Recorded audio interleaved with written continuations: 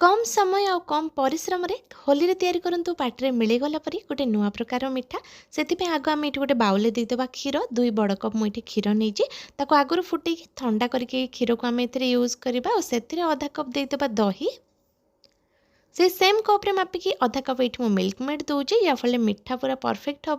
आ flavour पर अल्प किसी भानिला एसेंस ऐड करवा और गोटे 2 पिंच लुण देदेबा सब जिनस को भल कि मिक्स करनबा जदि भानिला एसेंस नहीं ताला आपण ताको स्किप मध्य करें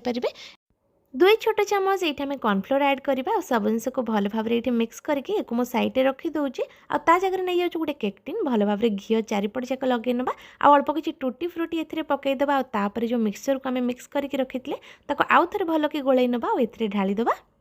ये टूटी फ्रुटी सब तलू रहीगला आउ ऊपर भागटा पूरा प्लेन रहा आगुरी मुझे कड़े बसई नहीं और पानी गरम हो गला एक या रखिकी कभर करनबा पाखापाखि 10 ରୁ 15 मिनिट पर मुझे यार ढांकुणी को आउ थे बाहर कर नौचे और ऊपर अल्प किसी टूटी फ्रुटी पकईकी आउ थे कभर कर नौचे आ 15 मिनिट पर एबे यार ढांकुणी बाहर करनबा